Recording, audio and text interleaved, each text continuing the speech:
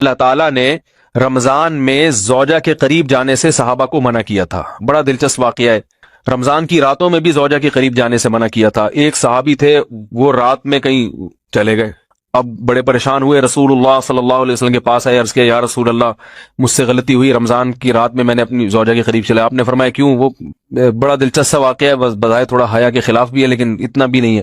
وہ کہہ رہے میری زوجہ کہیں پانی بھرنے کے لیے جا رہی تھی، ان کی پنڈلی کھلی تو میری نظر بیوی کی پنڈلی پر پڑی اور میں بس پاگل ہو گیا بیوی کے عشق میں. میں یہ اس لیے بیان کر رہا ہوں کہ جو لوگ نظر کی حفاظت کرتے ہیں وہ بیوی کے عشق میں پاگل ہوتے ہیں. جو دن رات انٹرنیٹ پر پنڈلیاں دیکھتے رہتے ہیں انہیں بیوی کی پنڈلی بھی کیا شکل بھی اچھی نہیں لگتی ان کو. بد نظری کا یہ عذاب ہے، وبال ہے کہ جو اللہ نے گھر میں آپ کے لیے بٹھائی ہے وہ آپ کو اچھی نہیں لگے گی. تو نظر کی حفاظت کیا کرو، اس سے آپ کو اپنی بیوی سے عشق ہوگا، محبت ہوگی. بات آ رہی ہے سمجھ میں؟ تو اب دیکھو کیسا روزے کی حالت ہے. رمضان میں پابندی ہے، اسلام میں حکم تھا جو رمضان میں بیوی سے امبستری کرے گا 60 روزے لگاتار رکھنے پڑیں گے. کتنا بڑا جرم، لیکن صحابی سے برداشت نہیں ہوا. صرف زوجہ کے پاؤں پہ نظر پڑی ہے. تو وہ کیسے بیوی سے محبت کرتے ہوں گے اور وہ بیوی کے بغیر رہ سکتے ہوں گے. اور آج لوگوں کے فون آتے ہیں، ہماری بیگم جس میکے جاتی ہے اتنی خوشی ہے، ایسا اچھا سا فیل ہوتا ہے، ایسا عجیب سا محسوس ہو رہا ہوتا ہے جیسے آزاد ہو گئے. تو میں کہتا ہوں ظاہر ہے اب تمہیں موقع مل گیا کنڈی لگانے کا، ٹھیک ہے نا، اور آنکھ مٹکے کرنے کا، تو خوش تو ہوگے. تو یہ بھی ایک عذاب ہے جو لبرل لوگ نے جس عذاب میں ڈالا ہوا ہے نا، اس میں عورت کے حقوق نہیں ہے. عورت کے حقوق نظر کی حفاظت میں اور عورت کے پردہ کرنے میں ہے. جب مرد باہر نکلے گا سب پردے میں ہوں گی تو آئے گا کس کے پاس؟ بیگم کے پاس ہی آئے گا. تو اتنے منہ کالا کرنے کے راستے کھول دیے ہیں تو ظاہر ہے پھر کامیاب ازدواجی زندگی نہیں ہوتی. تو نبی کے پاس آئے، عرض کیا یا رسول اللہ میں برداشت نہیں کر پایا. تو آپ مسکرا دیے. تو وہ نبی کے پاس گئے، یا رسول اللہ ایسے ہوا، مجھ سے غلطی ہو گئی. تو آپ نے فرمایا کیوں؟ فرمایا ایسا ہو گیا تھا. تو آپ صلی اللہ علیہ وسلم نے فرمایا 60 روزے رکھو لگاتار.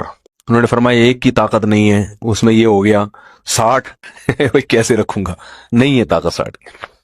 آپ نے فرمایا ٹھیک ہے پھر 60 غریبوں کو 2 ٹائم کا کھانا کھلاؤ.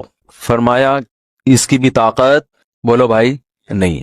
اتنے میں ایک صحابی لائے کوئی چیز صدقہ کرنے کے لیے. تو آپ نے فرمایا چلو اصل حکم تو یہی ہے کہ 60 روزے یا پھر 60 غریبوں کو کھانا، وہ نہیں تو چلو فی الحال ان کو تنبیہ کے لیے کچھ ان سے صدقہ کروا لیتا ہوں. فرمایا چلو یہ فلاں خیرات کی ایک چیز لے کر آئے ہیں، تم یہ لے کے غریبوں میں بانٹ دو. انہوں نے فرمایا مجھ سے زیادہ غریب پورے مدینہ میں بھائی کوئی بھی نہیں. آپ صلی اللہ علیہ وسلم مسکرانے لگے، فرمائے جاؤ کھاؤ اور بچوں کو کھلاؤ. اور بھائی غلطی بھی ہوئی اور گھر میں راشن بھی آ گیا. تو اس کے بعد قرآن کی آیت نازل ہوئی کہ احل لکم لیلۃ الصیام الرفث الی نسائکم ہن لباس لکم وانتم لباس لہن علم اللہ انکم کنتم تختانون انفسکم فتاب علیکم وعفى عنکم فالآن باشروہن وابتغوا ما کتب اللہ لکم. فرمایا اللہ کو پتا ہے کہ تم اس حکم پر عمل نہیں کر سکتے، لہٰذا رمضان کی راتوں میں تمہیں اپنی بیوی کے پاس جانے کی اجازت ہے، لہذا ان کے پاس جایا کرو اور اس اولاد کو تلاش کرو جو اللہ نے تمہارے مقدر میں لکھ دی ہے. قرآن جہاں بھی بیوی سے ریلیشن قائم کرنے کی بات کرتا ہے اولاد کا ذکر لازمی کرتا ہے، یعنی تلاش کرو اس اولاد کو جو اللہ نے تمہارے لیے لکھ دی ہے.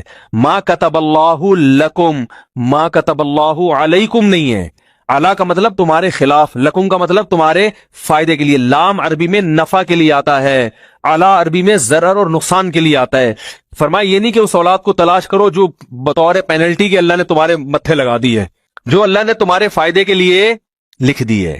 اس سے پتہ چلتا ہے اسلام اولاد کی کثرت پہ کس قدر حریص ہے. بات آ رہی ہے اور بھی